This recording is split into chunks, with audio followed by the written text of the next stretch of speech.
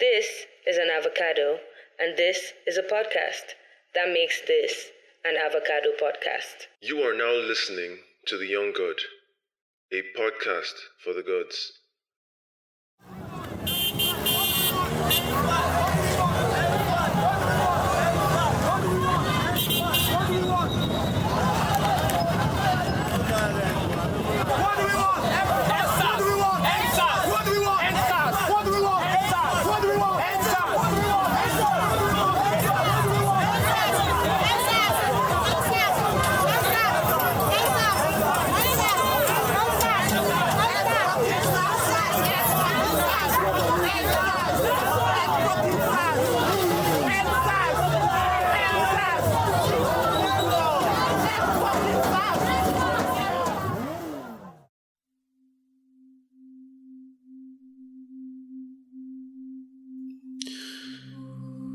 I love Nigeria, but most times it feels like it doesn't love me back.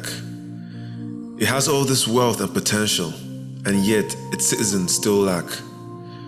Our roads are bad, healthcare is weak, education is whack. Electricity is scarce, leadership is a farce, and on top of that, the police shoot us in the back. Is it crack? Is it a spiritual attack? How can the hearts and souls of those sworn to protect and lead us be so black? This is why we protest.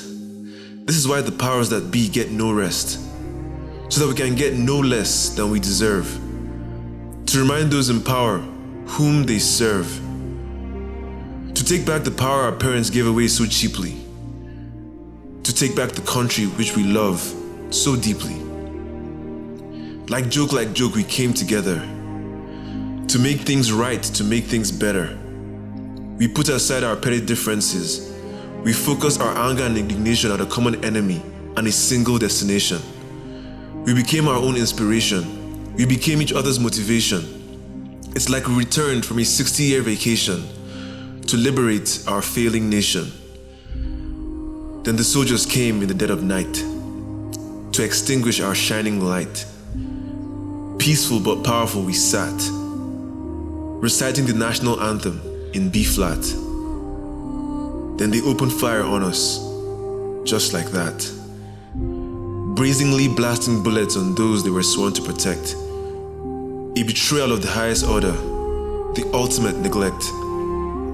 We asked for peace, but they shot us to pieces. We asked to be free, but they flushed us like feces. All that was left was a bloodied flag. Young Nigerians in a body bag. Before the massacre, they were just hopeful young people. Now all I see are dead people, victims of force so lethal, the crime and the punishment far from equal. They said it would be the end of the world before young Nigerians would rise up. They said we were too distracted by our phones to wise up. All it took was a spark and some bullets in the dark, and now we have our eyes up. No longer will we be ignorant and apathetic. The vibe is electric, in every city, in every citizen, by every metric. We now see through the political game, and nothing will ever be the same. So don't be discouraged by the mess and the madness. We showed our hearts, and they showed they are heartless. We voiced our suffering, and they couldn't care less. It's all good though, at least now we know. In a black and white world, true colors show. Out of the concrete will a single seedling grow. So, treat your wounds, bury your dead, but never, ever bury your head. Lest all this pain and the labor of our heroes slain be in vain. Till victory, always.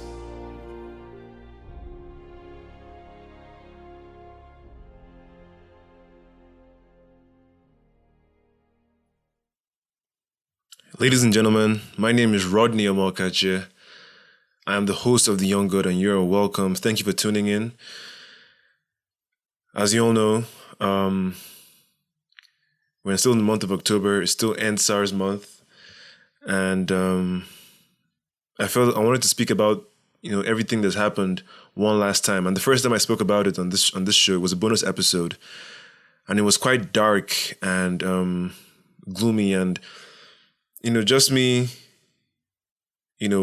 echoing the spirit of the times at the time. But now, after a lot of time to think and reflect and step back a little bit from everything, I'm back again one more time to speak on the issue of police brutality, ENDSARS, and just the way forward for Nigeria. And this time I am joined by a guest that many of you have heard before, and many of you know very well. And she is a lot of things, but some of you just know her as an ex-Big Brother Nigeria housemate. Her name is Isi Lomo. And we came on this show to have a conversation about hope, about, an actual, raising of spirits and trying to figure out the best way to see and interpret everything that's happened. And I think Isi really helped me do that, as I did for her. It was just a nice conversation between two adults, two young people who are passionate about Nigeria and everything that it is and that it could be. So without wasting too much time, I know you guys are here to listen to that. Let's get into it. And I hope you get the message. It's really cool what we did. Isi, let's go. Let's get it. Wow. So, Isi Lomo, we're back again. Yes, we are. Your second time on the podcast in a very, very short. So excited. Excited to be here. Are we excited though? I mean, I'm excited to be on the podcast. I'm not excited about the circumstances around me being on the podcast, Yeah, it's been a tough couple of weeks. It's been crazy. It's been unbelievable. It's been historic. It's been... Historic. Groundbreaking. Pivotal moment, I think. Very pivotal, yeah. Yeah. Yeah, it's still dawning on me that on Tuesday people died. Yeah, 73. Not by mistake. Not by mistake, intentionally. I thought it was 78. 78, right? I was going to say, was it not 78? 78. It's so good. I don't... the fantastic thing and almost the kind of annoying thing about Nigerians is the jokes. And it was the first time Nigeria didn't joke about anything. Which was... And in that moment, although sad, I felt a true sense of camaraderie. Yeah. Oh, yeah. Because there were no jokes. Yeah. What happened on Tuesday was ridiculous. How do you even begin to... And I think if I didn't see the videos, and maybe people like my parents would have said, these people really do this. They really do it, though. Pardon my English. They did it. There were videos of these people walking towards them, and there was something, I don't know how true it is. Maybe I should have done my own fact checking, but apparently it's true. You cannot shoot at the Nigerian flag or whatever. It's some act of treason or something when the anthem is being sung or whatever. Yeah. So then, really, what then does if that is what happened? If that is true, what then does the Nigerian army represent? Who are you defending? Because apparently I know the oath is sworn allegiance to the country. Who is the country? The people. So then what is the banner of the army for? What do you stand for? Do you get me? Yeah, I mean, they're loyal to the country, but they're really loyal to the president. That's why the president is the commander-in-chief of the armed forces. So really, if he says jump, it's like, to the moon, be going. That's really what it is. So, but I think one of the things that I like to think about is the fact that just the lead up to everything. Why this thing hurts so much is that prior to that, for 2 weeks, young people like you and I were at our most united. For the first time, we were on the same page about something. That wasn't Big Brother. That wasn't Big Brother. That wasn't trivial. Something serious. And that affected all of us in a real way. Yeah, we came together for the first time. We saw each other as brothers and sisters, as a family, as countrymen and women. And then So when it now led to this thing on Tuesday where the military shut down your own countrymen, it felt like your brothers and sisters were shot. yes. Because I was at a protest. I felt shit. That could have been me, you know. That could have been you at a protest. Yes. And so that kind of amplified the feeling. Amplified the feeling, especially if you were like me, who was there at the Abuja protest on Tuesday. That's some fateful Sunday, and there was tear gas and people hit. I was one of the people who were hit. I didn't really I didn't really talk about it. I never posted about it. I never posted my scars or anything. Hold on. But I was beat up by 5 policemen with sticks. Yeah, while I was trying to run away. First of all, what does tear gas feel like? I was lucky. I was running with Jeff. Okay. Of Big Brother. And I swear when it came to my feet, he picked it up and threw it away. So I really did it, and then I was prepared. I had watched a video on Twitter where how you can use a shirt to, and that was exactly what I did as we advanced towards them, because what it was it was apparent that if people had to come in front, so really we were on the front lines, we were the first that were hit. And it's so interesting. I have a clip.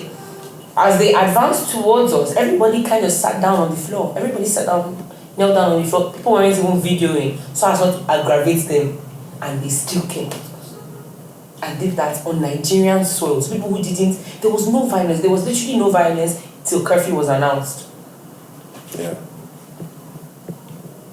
And so there was someone who has felt that. I was like, oh my God, that's Sunday. What if they started shooting? Oh my God. That's exactly what if they started shooting on Sunday, that Sunday.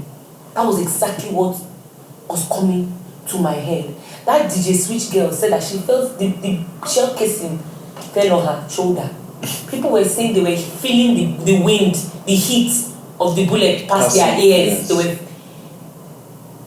And you are not in like a war zone, no. You are in a democratic, sovereign state.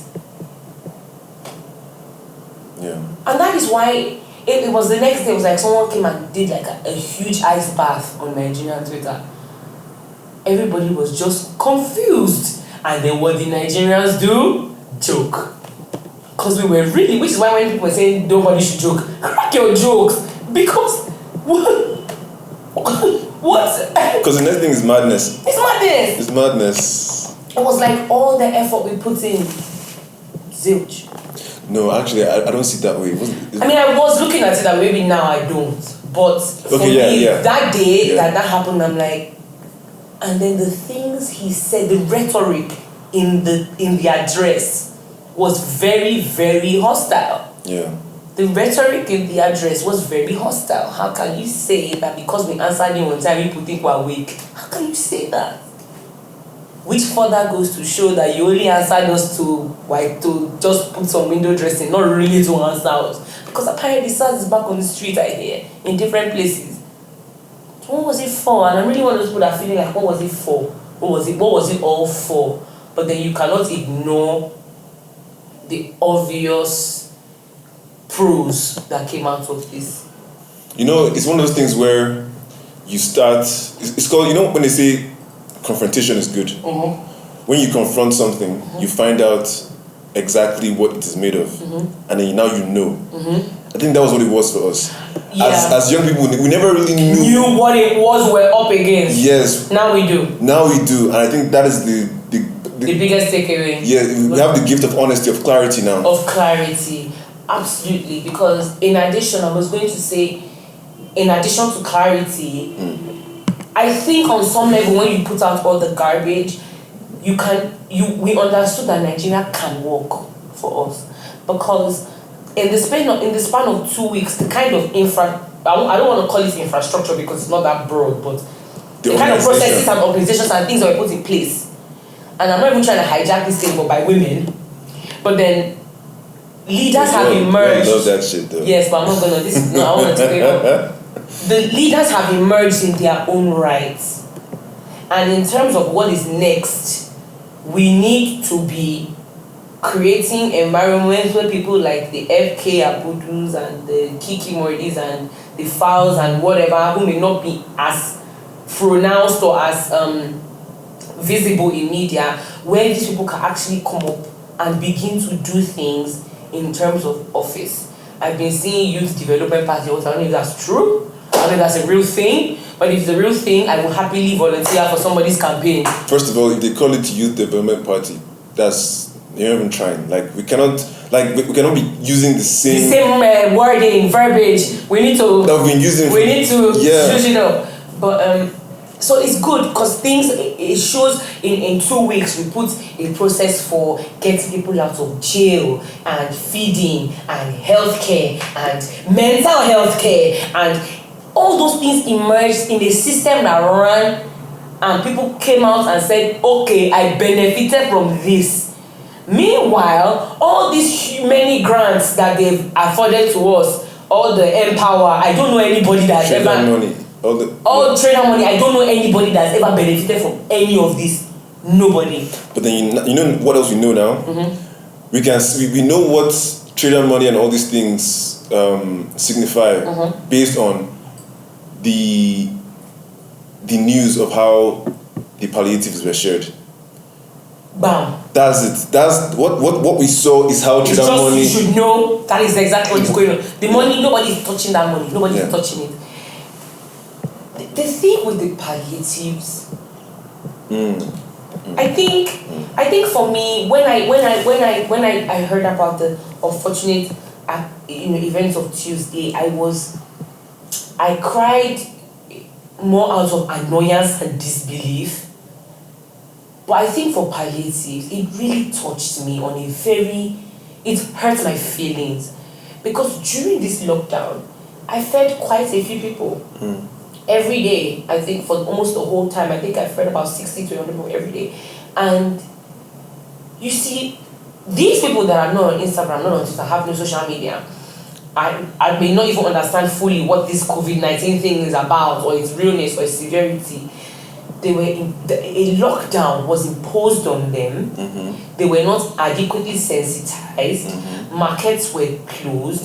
They are more likely in the demographic or in areas that they might be harassed by police or even being outside.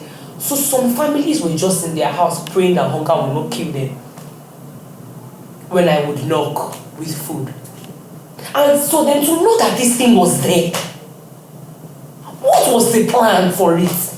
What was the plan for it? The plan was to probably use it for election bribing. That's the bag of rice that you give to people when you want to buy their votes. So now they were just feeling, oh shit, now we can just store this up in advance. Would it have gone bad? It have gone bad, but they're daft like that. That's what you need to understand. And then also, that thing gives them leverage, because if you have those things stored out, you can always use it to for example, all these thugs that did nonsense now, it's probably from these palliatives that you just, hold this bag of rice and go and do some things. That's what they do. They use it as... That's what they do. And there was this lady, I'm sure everybody that's in Abuja, if you're an old school Abuja person, you would know her, Madam Okodo, if you know her. She was one who sort of inspired me to start, when I saw her everywhere and everything. And generally, I'm not the kind of person who can see people go without food. I may not really be a giving money, giving shelter kind of person, but food, I feel like when you eat, you can see road to hustle. Yeah. So I'm always big on. But the way she was so, it made me want to say, okay, every day 60 people feed people, everything. So when she posted yesterday about the palliatives, that was the first post in the carousel, and then the following videos and pictures of her doing her outreach, and then the caption, I felt for her. I felt why she was so pained, because warehouses of care packages that were, of course, way bigger than what she was giving. She's not a president. She will do the one she can do. We're just there in a room. I don't know one Nigerian that came out to say they benefited from this thing. Not even one. I never saw one Instagram post. I never saw one tweet. Okay, this is what government gave me.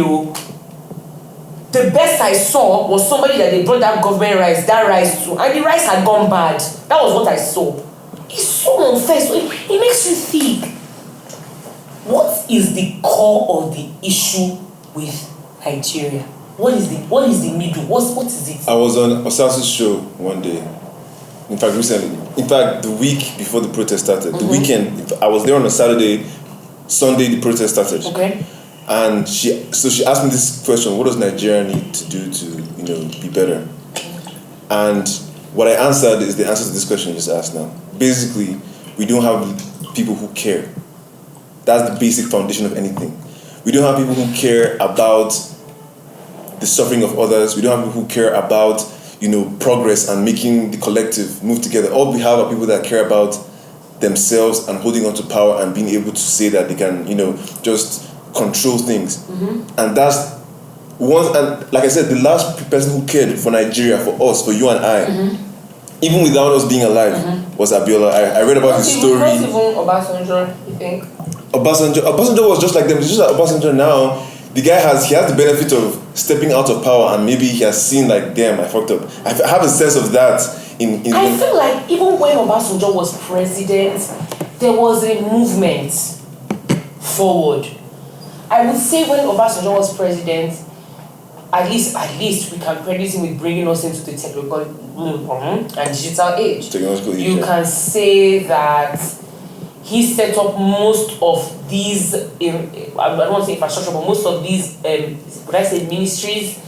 It was under his government that we had things like NAFDAC and this and that. Obasanjo, he did his job, but he didn't clear the rot. Abiola would have made sure there was no rot. He had the people in mind, and he won legitimately. He was the people's champion, and then the military killed him. They killed him, and I think that was probably, the straw that broke the camel's back. Because before him, we had gone through some shit. Then finally, we're supposed to have the democratically elected little thing, and then they took that, and they took it away. And so we have a shortage of people who actually care. And for those that do care, they are not giving us a real seat at the table. I'm not gonna say pick Kiss Daniel and make him police ambassador. I don't need a titular role. I need for us to have a real seat at the table. Even if we have us at the table, like people within our generation or whatever, the key is, do they care? Because I'm not even looking for someone who is our age. That's not the main thing. The main thing is you look at someone that has character, that can lead. You know what we lacked this whole thing? When this this Lekki massacre happened, what we needed at that point in time, especially when we didn't have our president speaking to us, we needed someone that we would listen to. That would have spoken to everybody and given us words of encouragement, of wisdom, calming. And that was not a clergyman. Yeah. Or was not, part of the struggle. Yeah. Part of the struggle. And so then I think in all this talking, I think the question I'm sure we both have now is, okay, now the madman has addressed us. He has told us to stop making noise. He has basically threatened us. Yeah. Today, what are we doing next? Today? Well, you do what any movement does when they have stepped out and tried to do things the right way and they've been beat down. You stay in the shadows and you stay in the shadows and you find ways of creating something that fighting a battle that they cannot attack you on the same, because what we did was we fought them on their own turf, on their own playing field. We have to go back and do it our way. Yeah, we have to find our own way, a way that doesn't put anyone, doesn't give them anybody to target at, which was cool because that was the initial way we were doing things. Yeah, we didn't have a leader. Without any point person, but we still needed someone who just speak, not say this is what we should do. I think Nigerians were so wary about picking a point person because again, growing up here or being Nigerian, they feed you with this narrative that you can't trust each other. And so even while we're seeing all the great things we're doing for each other, clearly, I think this government, being part of this government, has engraved Nigerians with a certain level of pessimism and skepticism about leadership, about each other, even though we could see this is what we are doing for each other, we all kind of felt that if we pick one person now, if we do that person behind closed doors, slap that person 20 million, that person will keep quiet. Yeah. That's what we all felt, and that's the truth. Yeah. And that is why it was very important for us to say, we don't get leader, so that there's nobody for them to corner. Yeah. At the same time, like you said, I think a voice or group of voices is necessary. Yeah. It's necessary because think of it. We're just running around like headless chicken after the Lekki massacre. Yes, we're all just running around like. That was the unfortunate thing. So like everyone was feeling all kinds of emotions: anger, pain, despair, fear, and there was nothing. These are the moments that leaders are born. Rise up and are born. But then in a system where we are, I mean, we are even the butter generation. You know what I mean? All our parents have given us very fantastic lives, and so even though they've seen worse than this is the worst we've seen, and we are very fragile. So this was enough to just. We are very fragile. We are a very fragile generation. Very fragile generation. Very fragile. A generation that's already dealing with mental health disease. And they know this. And so they know that what they did would have an effect. They know that most of us cannot stand to look at dead bodies and brains and things on the floor. And even me, that is a very tough chick. 2 days ago, I'm like, you know what, Twitter, I gotta chill. I can't be seeing this every day. Yeah. I can't be seeing this every day. And so therefore, I don't want Nigerians to be hopeless, but at the same time, I don't feel like I have the right to tell people not to be hopeless, because I really do feel hopeless. That's how I feel, quite frankly. And I've been trying to get myself out of it, because I know there are people that listen to things I say and I'm trying to put out, but I'm also confused and I don't know. Yeah. And so then I think, okay, what did we demand for? Police reform. What exactly does police reform look like? Salaries. But think about it, Rodney. Is it really about their salaries? Because you and I don't make enough money. Do we steal? No. Do we rob? No. We will never make enough money. Yeah. We will never make enough money. Is it really about their salaries? Yes, salaries, please. Because the salaries are ridiculous. Ridiculous. And even as you move through the ranks, it's like a 2K difference. Like a difference. Yeah, I saw the shit. It's pathetic. Is that really it? It's not about the salaries. I would say something I haven't heard anybody say before. I said it on my Instagram live. Apart from salary, there needs to be a police internal affairs review board, if there is not one already. I reckon there is one, but they are in the police. For sure. It needs to be a separate entity of lawyers, HR professionals, governors, whatever, specialists, whatever, who check what the police do in terms of, for every person that is brought into Area 1 police station, what happened from the receipt. It needs to be an entity that cannot be intimidated by, but then really, can there be anything that does not have government, that government will not try? I'm stressed. Yeah, like thinking of Nigeria's problems is not for the faint of heart. Because it's not like there are solutions. There are solutions to it. I think Nigeria's problems. It's not like we cannot think about these solutions.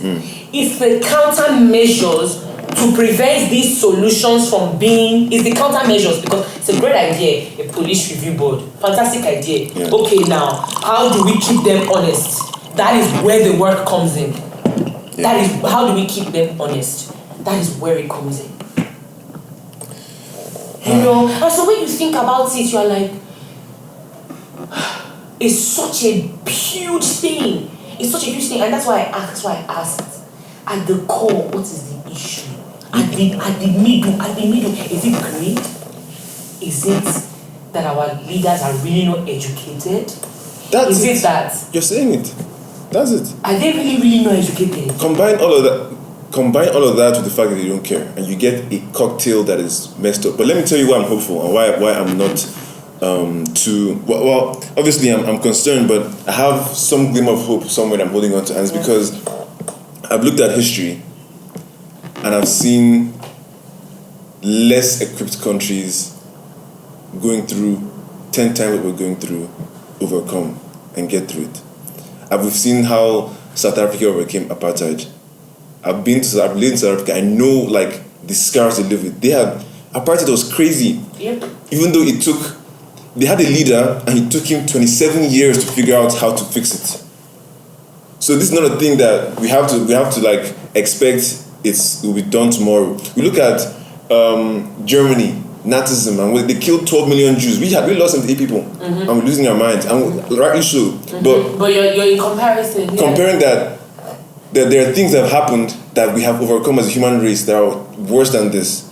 So we cannot afford to lose hope based on this. If we're losing hope based on this, then it's like a bit too fickle, maybe. Yeah, and we're not ready for even the bigger fight. Yeah, but then I have something you said made me want to ask you a question. In this whole, there's a lot of videos and stuff has been circulating that has made me think of things on a more. I like to see myself as a global thinker, more of a global citizen. And so therefore, when I started seeing those videos, it then made me think of how it seems like Africa is burning. There's something happening in Congo, something happening in everywhere is having their own little thing, and then it brings me to the question of every seems to be something happening everywhere in Congo, in every corner, Namibia, Libya, and everything right now, yeah. And it makes me think: is Nigeria's problem an Africa problem? Is this thing, because I've been seeing a lot of colonialism rhetoric and what we were left with and the scars and then that, and I'm just trying to explore that thought. Do you get what I'm saying? Yeah. Is it a thing where more than just Nigeria, more than Congo, more than Libya, as Africans, as Africa, as a continent, what do we need to be doing to get ourselves out of this periphery? Because if you do international relations and politics, or international relations and diplomacy, you will understand that the West will forever be hell-bent on keeping Africa in the position that it is in. And that is the position of the provider of the raw material. Simply put, cheap labor. Yeah. Cheap labor. That is what Africa is to the West. Yeah. So now moving forward as Africans, can we because I saw a tweet from somebody from Congo who said, I'm sure everybody has seen that tweet, what Nigerians need to understand that ENDSARS is just not about Nigeria. It's about Africa. We have police brutality in our own countries too. We have these. So as Africans, part of next steps, can we say that as African youth in general, should we start building these channels and networks where we try to push Africa out of that place? Is that a tall thing to? Do you think that would have any bearing? Do you understand what I'm trying to say? I understand what you're saying. I do. What do you think? I think that this is what they call standing too close to the elephant. And when you stand too close to an elephant, all you see is just this texture in front of you. Yes. But if you step back, you now see the full elephant, and you know what it is. Yes. So for me, it's like looking at history. We forget that Europe has had its dark ages. There was something called dark ages, I do remember the Renaissance and which was all crazy. That, yeah. And then from there, the transition into the Renaissance, and then from there into the Industrial Revolution and then things like that. So I feel like Africa is in that stage where we're still really just figuring out our identity and how we want to be. And we've come from where it was like, think of it incredibly oppressed and colonized. Yeah, there's been progress, but it's just that progress is hard and change is hard. You think of it, there was slavery, there was slave trade, and then somehow we were able to get over that. Now it's like colonialism, which is like neo-colonialism of the mind. So it's a phase, right? That's you gotta see that way. You gotta see it as things that happen, but it's leading us, because it gets progressively milder in terms of the effect on people. So I'm seeing it as a thing that, okay, we're in this phase where we're fighting for this, and it's just the necessary fights to take to build something. You look at like America, for example. They fought the British to get their independence. Do you know what that was like? It was a 40-year, 50, 100-year battle to get that. And then finally they arrived at this point where they've been prospering for like 200 years. And now there's Trump, who's kind of fuck everything up. Who's doing and undoing. Yeah. So you gotta see it as a phase, because if you see it as something that is just a huge behemoth now and cannot be done, then we're done. And I think I need to add, because our generation of millennials are quite pig-headed and proud, and I think most of us expect that this is a change that we may see in our lifetime, and something that's a reality that I think we need to understand, that little drops fill the bucket, I guess. I think maybe that's why, thinking about it the way you put it now, my mind is more at ease because, like you said, I was looking at it from beside the elephant. Yeah. But taking a step back, it seems more. It calms your mind because you don't see such a behemoth, and so therefore you understand that the little steps you take, Yeah, because forget we got these guys scared. We did. They did not. We did. They didn't expect it. They didn't expect it. Yeah. So they felt they had to respond with the only way they know how. Disproportionate force to kill it. Yeah. And that lets us know that we've made an impact. All we gotta do now is just, the main thing, whether or not we do another protest or do something grand, the most important thing now is to stay off the back of this and progress the right way. Stay united, stay together. Like, remember that it's us against them, not us against us. Yes, because that's what they're trying to do now. Yeah. And thank you. I was going to ask the question. Mm-hmm. What is the place for education in all this? Education is huge. The shit. Huge. It's the huge. Whoa. Huge. You know what? I was talking to someone and someone just gave an idea. Like, imagine we're running for, we have a political party, right? And based on how we were able to raise money through the Feminist Coalition, raise almost 200 million naira. Mm-hmm. Imagine if we now had a proper political party that everyone could get behind, and we raised even maybe 5 times that, and we decided that a portion of that money is going to go towards going to all these places and educating people on what the government is about, why they should care, why they shouldn't sell their vote. Why they shouldn't sell their vote. That's that would change the game completely, because which is what I love. I love this thing that's going around where people are saying, I don't know why people are waiting to 23.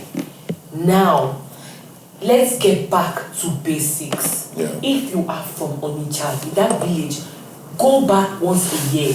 Go to your people, the people that are not on Twitter, people that are not on Instagram, speak the language. Yes. I feel like, my dad now gave me another argument to that, which he said, what you don't know, you don't miss. If you are born in Lekki, this is all you know. This is your worldview. You don't know it can ever be more than this. Would you be inclined to listen to me, who is come to tell you, you should care about this. This can give you a better life. So you live in the village, you eat in the morning, you eat in the night, you eat in the afternoon, you go, you sleep under the breeze. There's light some days, there's no light some days. But you think you are living an okay life, but you don't know that it can be better because that's just all you know. Yeah. How do you now?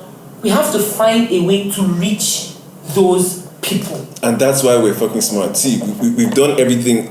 A lot of us have communication degrees, marketing degrees, so especially now, degrees, so many. I'm sure we can think of something. So we can figure out a way to communicate in a way that these people understand. Get us. Do you get? And another thing that needs to happen is this movement was just the youth going at the government. Now we need to find ways to partner or to be mentored by well-meaning elders who understand how politics in Nigeria works. Yeah. Because we are vastly inexperienced in that way. So that's why people like FK and I mean, is it inexperience or it's just a lack of not really? The phone pressing co-connected generation, as fantastic as we are, sometimes don't go the extra mile to.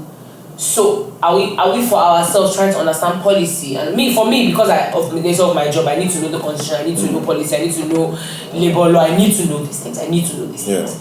But you that's just Obi who has his electronic stores, are you trying to understand whatever policy whatever kind of new tariff, whatever, are you trying to understand it for yourself? Not even the policies. I'm speaking more about if you're going to change the system, you have to understand it.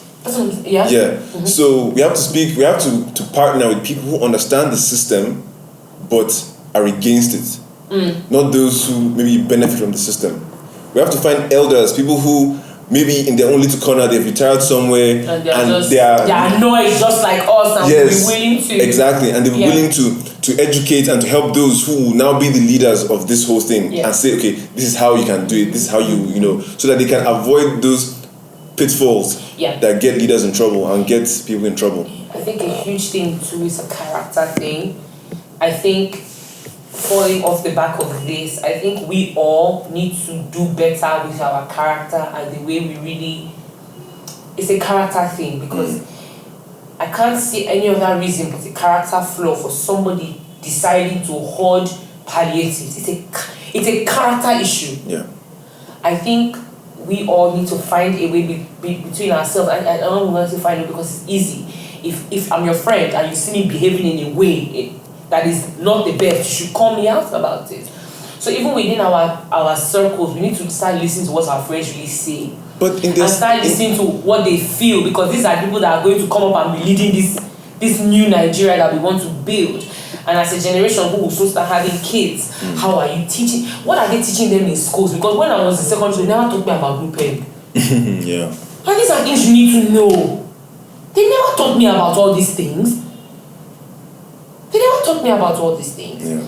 And so therefore, I think all of us have different areas. We may think we don't have areas or spheres of influence, but we probably do when you sit down and think about it. I think we need to really start, like you said, not looking at the picture so closely, but looking at it widely, and then begin to even if it's from your church, start having conversations. In your place of work, start not having conversations. The Nigeria you want to see, the Nigeria we all want to see is like our perfect man or perfect woman. And you know how they say you need to be the partner you want to have. Let's be the Nigeria we want to see. You. That's it. You. So that means when it's time for you to pay your worker, you pay them the full amount. Yeah. Not remember that they missed 3 days of work that month, and because you want to save money, you remove 3K. Yeah. That is what I think. That's what I think the real, because we can do everything, we can do all of this, but I think everybody needs to take it personal. You need to start to live the changes you want to see. No, yeah. So, and that's, and I'm glad you mentioned that, and that's why, like, the Feminist Coalition was basically an example of what we could be. Integrity.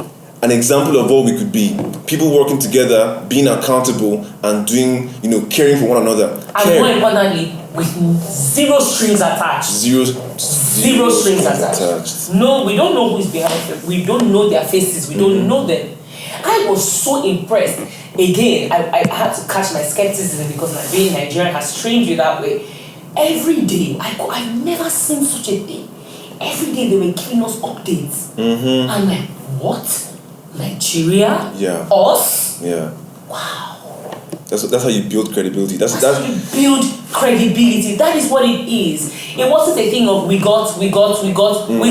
This is it. And this is how we used it. This is how we used it. And this is what's left. This is what is left. Yeah. For example, now, just that as they've stopped taking donations, and they gave their final account of what they've spent, what is left, and how what is left to be used. They have 87 million naira left. And they're going to, use that to, help. Relief, burials, all these kind of things. So this is what I'm saying. We need a leader that cares, and a leader that would usher in a government that cares. We don't have that. And Fem Coalition showed that they cared. You can have that. They cared about every protester that was out there. Every single one. Genuinely, I felt it. I felt it because I mean, even just the ladies working on the legal team. I remember that a particular day, a bunch of people were arrested. 5 Orezi's manager, not Orezi. Ojabi. Yeah. Twitter did not rest till Ojabi came out of. And I was like, this is us, because they lied to us for so long that we cannot be friends and that we cannot work together. And you see, this may be a larger conversation, but I feel like everything that is a system is meant to control. Yeah. And it can be control for good and control for bad. But we're human beings, so we know we can go both ways. Yeah. Every institution is meant for control. Yeah. And I feel like Nigerians have used the institution of the Nigerian government has used the institution of religion, tribalism, and economic and social class to divide Nigerians. Yeah. Because I do not understand why in 2020, well, most of us are young and have attained a certain level of education, why some people from the north will still be having a cultural argument with me in 2020, I don't understand. Yeah. The Gimbian Kakandas and that big fool that is suing Twitter. that was actually comic relief because I didn't know it was a real thing. But I think for him, what he was just trying to do is trying to like do his brand, push his brand, and cut political favor. Because you know that they're already messaging some of us to tweet pro-government. Exactly. So he's benefiting in one way. He's cutting. Tell you how much they offered me after this. I'm not saying it on air. Oh shit. I'm not saying it on air. It is ridiculous because when they say it, I'm like, wait, you have this funny. Why wouldn't you just do what the people are asking you to do? Shit. You would rather pay me a ridiculous amount of money to tweet 10 tweets. 10 pro-government tweets. And there are many of us influencers that have collected that money and are now tweeting nonsense. For sure. Because there are people that follow and all of a sudden, don't change. And they, of course, because they know people are saying, they are trying to ease into it, they are trying to mouths don't they change small. And I'm like, can I really blame them for taking that money?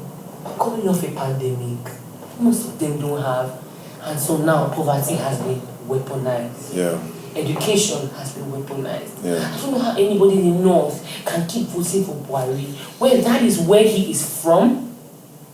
The north has the highest levels of unemployment, of illiteracy, of insurgency. Think of it like this.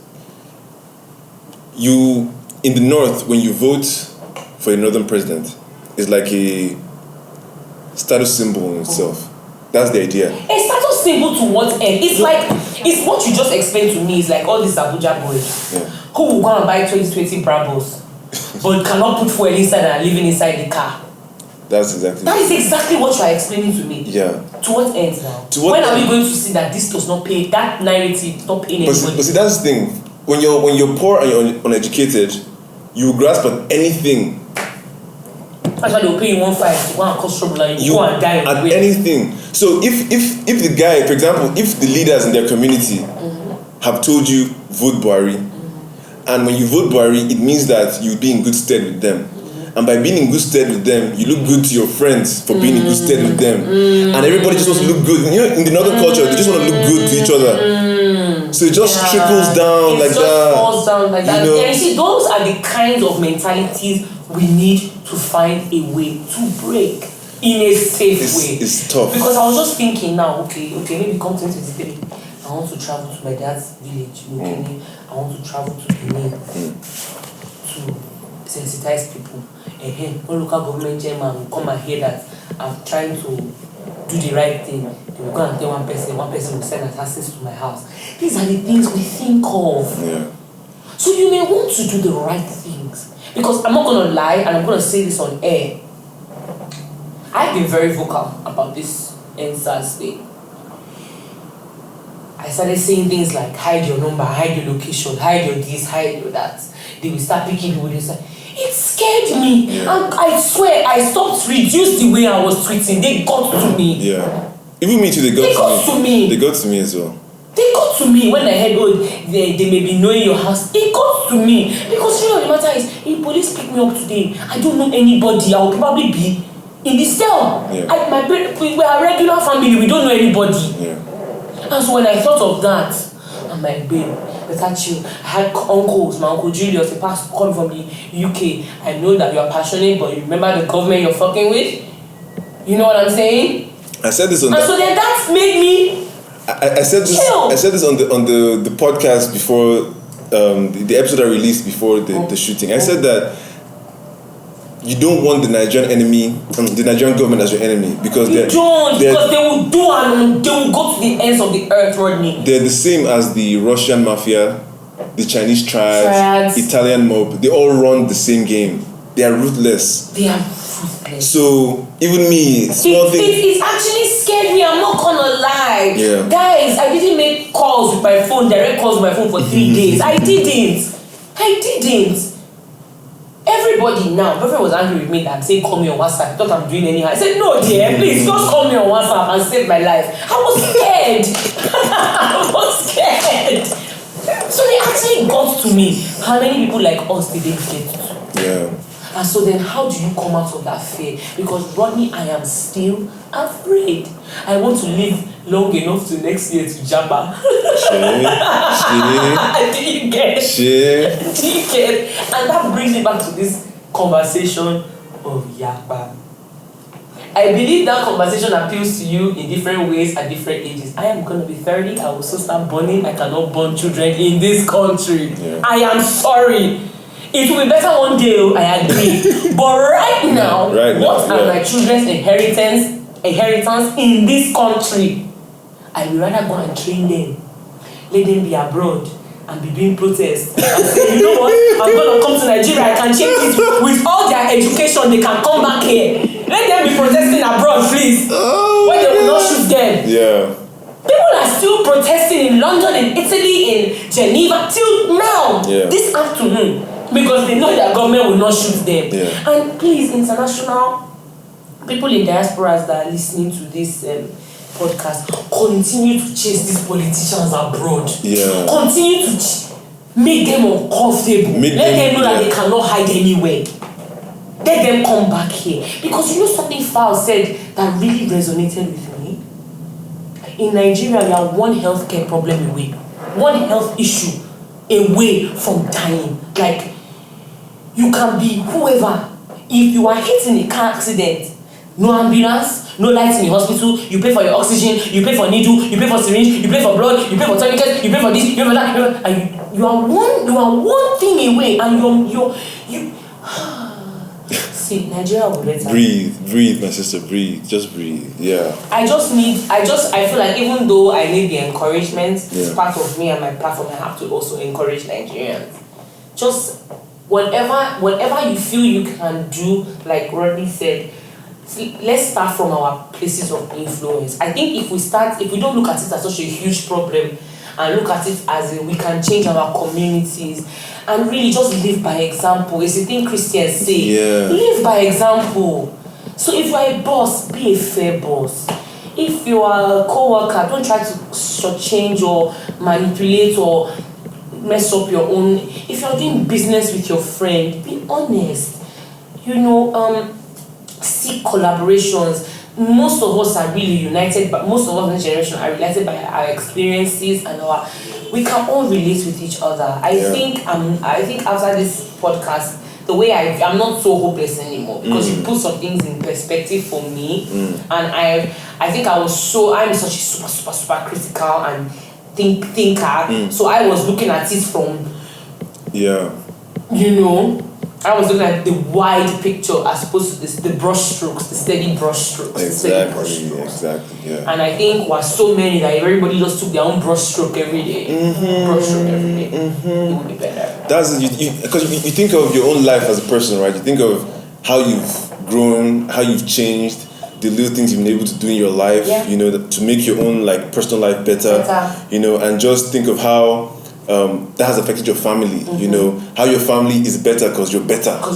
Do you get? So that's how it is. That's how it is. And so you just got to think of it like that. Just wherever you are, just be the example, be a God, be the difference. Exactly. And if you have kids, make it a daily thing for them to see it in you and know that daddy is a man that keeps his word. Yeah. If daddy says he's taking us to eat ice cream on Saturday, daddy is taking us to eat ice cream. And that is how when your son grows up and he's the head of the student union and he has all this money in his account and he says, I will not touch it because my daddy was the kind of man that kept his word. Yeah. Do you understand? Yeah. And I think that's what it is. I really regret seeing the problem as so huge. And this is why I like talking with people, because really to this podcast I was like, and now I'm like, okay, this is what we can do. And this is what we needed from our leaders. Because I don't have 100 million followers. Yeah. They do, but they don't know what to say, and we need that. We need someone who can speak on these things and help people calm down and see. And when people calm down and just know that, okay, we're in this together. We're not just all like I said, scatterbrain, headless chicken running around. That's what they did to us, essentially, because that's what happens when you're leaderless. Yeah. When you have decided that there's no one who can tell you anything. Yeah, which it was good that we get the logic of not wanting to have a leader, but I think it becomes apparent now. And I think Nigerians, we need to come out of this. We need to be so not pessimistic. I know that they trained us to be that way, but let's try and believe somebody. It was. But can you see where we came from? Yeah. which is why I'm appealing. Let's have a faith in some of us, since we've all been through the struggle together, right? Most of us here are in government schools. You belong to students' unions. You can tell your student union leaders that are not that are corrupt and are doing the wrong things. From that moment, begin to cut them down. Because it's all this student union leader, student union president that look good on their CV that they will even consider them for local government chairman now. Yeah. If you keep that stuff out, they will consider him. Wasn't there a guy on the news? Yes, Who said, exactly. Yeah, who was a student union, some leader. And or it's so something. funny how all of them that are students, they were not all students, so most of them were dropouts, so 50-year-olds. See guys, let's just agree and promise ourselves that we individually as people will make the continued effort every day to live and be the Nigeria we want to see. That's it. Each person. That's it. Each person. Everything you want to see. Everything you want to see. Mirror it. Yeah. And so therefore, me, Rodney, Sandra, Chidera, Daniel are friends. Rodney is acting differently. So Isi starts acting differently. So Daniel starts acting differently. And Chidera starts acting differently. And before you know it, everybody in your village is so aware. And before you know, everybody in your village is calling all their friends in school. And because there's nothing like a common belief. Yeah. It's like a common belief. And if we can just get these people that may not have the opportunity to be on social media like us to believe in it like we do, and get them to see why they should care. They should care about it. They should care about it. I think we can begin to make, and I'm making a commitment here. Come 2023, the moment I know we can get our PVCs, I will pay for 100 people to get their PVCs. I wish I could do more. We will have our own Zoom group. I love it. On the same day we will all match there. I will find a consultant who will get it. Because, I love it. see, and I just hope, you see how everybody in America is campaigning vote. I'm not even trying to say vote for this, vote for that. You can think, we'll do the vote. Just vote. Because Rodney, I was one of the people who believed, I'll say it here, I believe that if your votes really counted, they will not let you vote. So I have never voted in Nigeria. But 2023, I will vote, ma. Hey, God. I will so vote. Let it be that I voted so that I will not be feeling as guilty as I feel now. Yeah. I feel so guilty. So guilty. Maybe if I voted. It's not like we had the best choices. And that is the thing. We need to have better choices. Better choices, yeah. Don't vote. Don't let these people. Just let's have more choices. Leaders with character. And see, it's simple. It's not like when Buhari was campaigning, it's not like all he's doing now is something that we did not see or know. If we saw the signs, we just, for whatever reason, either we didn't vote or we voted out of sentiment or whatever, we saw the signs that this is how we could be. Let's look for leaders who have fucking sense, who have gravitas, who have charisma. And who have people that can speak to that charisma and gravitas. So if in your CV, in the first couple of years of your CV, they say you worked this place, I want to be able to find some. You know how it is in the States. Yeah. If you raped a girl in uni, somebody will find out. Somebody will find and out. it will come out. Yeah. That shit don't happen here. Yeah. Except if you're Fato Imbo or Two-Face or... when you are doing good things that people will find out what you are doing. I just after this I'm so energized, and now I can actually think what I can do. Because it's now, okay, what can you do? Isi? What can you do? What can you do with your platform of 250,000 followers? What can you do really? Because it's fine to come and post fine pictures and post fine things. To be fair, it's not fine because I don't have time for all those things. Everybody knows I'm letting them down on Instagram. I don't have time. They find money. But using something big, social engineering, everybody who is an influencer. It's not only cream you will influence for. It's not only hair you will influence for. Talk, go home. Go home. When you go home for Christmas, have a conversation with the boys in your area. How are they? How are you seeing things? What do you think can happen? You get me? Because it's nice to be paid millions to smile for glow. To what end? I think, like you said, we all need to have that ownership, all of us. I'm glad you mentioned to what end, because it's so funny, because I feel like no matter how much money you have in Nigeria, your life could always be better as long as you're in this country. Because Rodney, That's you're a it. billionaire now. Okay, live in a mansion in Minister's Hill. Every month you have the 2 million to buy your diesel. Easily. Do you need to spend that 2 million? Why must you spend that 2 million on diesel? You can spend it and it will not pinch you. But why should you? Why should you spend that 10 million? Why? You buy Intel data. There are not enough base stations because they will collect contracts and they will not build the base stations. So your Intel is not working. When will people begin to understand that we're all collectively in the suffer here? That's it. You live in Ikoyi. Ikoyi has some of the worst roads in Lagos. Yeah. The worst roads in Lagos. Ikoyi has some of the worst. Jesus Christ. Y'all should see her face, man. She just... The worst road. I thought I was on a mountain and valleys. I thought I was going on a pilgrimage. One day going to somewhere in Ikoyi.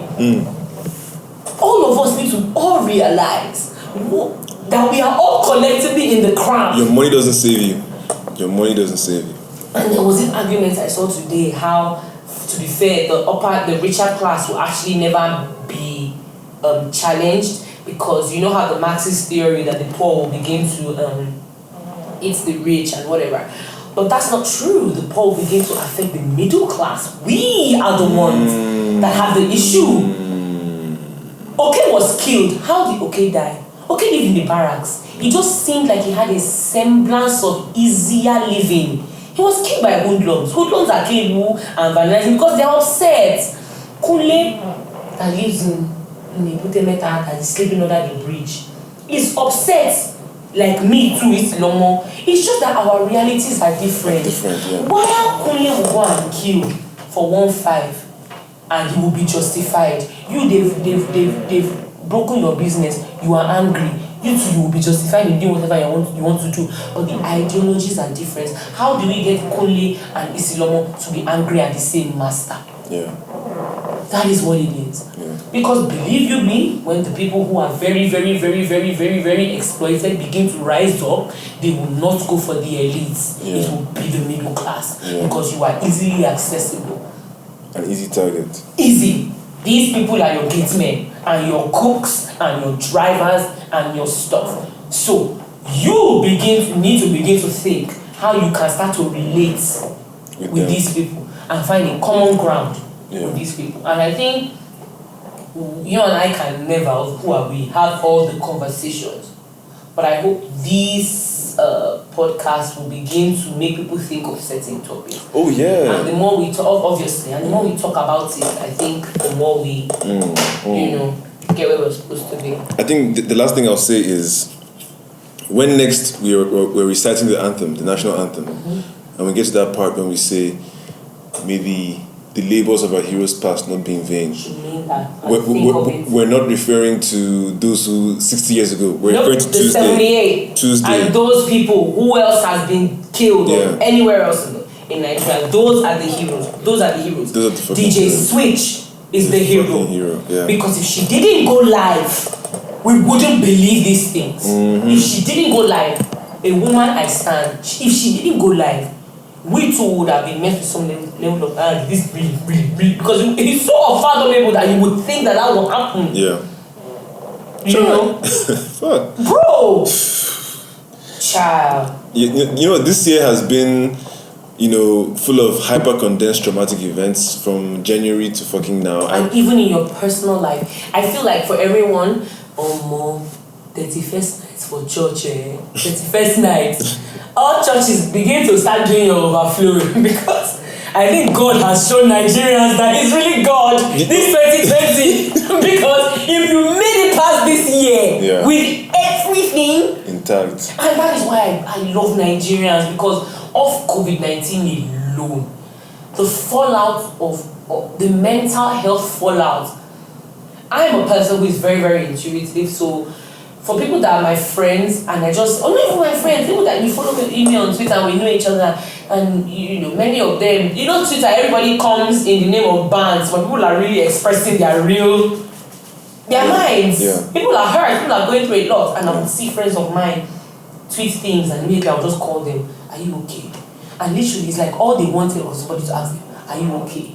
So everybody to have, and they'll just pour their mind and so much mental stress alone, and then this, and then we still pull through this with that trauma. A resilient generation of amazing people. We tried. Believe in yourselves. We fucking tried. Believe in yourselves. I think the final thing I would say is, man, that's the final thing I would say. Let's just believe in this hype. Yeah. Believe in it. We were able to get international recognition. We were able to disgrace our government abroad. Let's continue to disgrace them. Yeah. Let's continue to disgrace them. Let's don't make them feel comfortable. Just doing what they're doing. Let them feel the pressure. Yeah. Let them feel the pressure, Nigerians. Well done. I have to say. Well done. And there you have it, ladies and gentlemen. Isi Lomo on the podcast, speaking truth and just truth. Thank you for joining me, Isi. I'm always happy to join you. In fact, I think I want to work for you for free. Let me be your co-host. We would have a blast. We would have a always blast. Happy to be on this. Always happy to be on this. And guys, please keep supporting Rodney. This is a fantastic tool. The conversations are always very proper, educative, insightful, and in part of trying to educate yourself, these are the things you should be listening to. So please, Preach. Blow this podcast up. Okay? You heard her. Okay. This is the young bitch.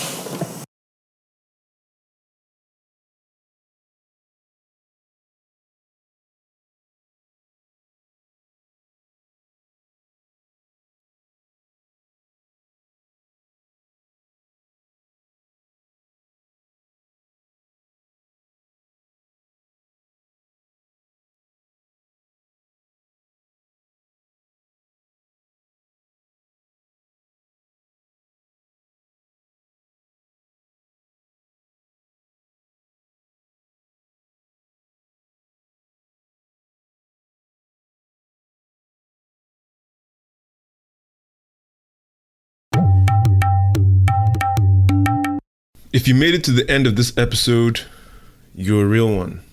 Thanks again for tuning in. If you enjoyed this, there's a whole lot more where that came from. Just scroll down, you'll see all the range of topics, guests, stories, whatever.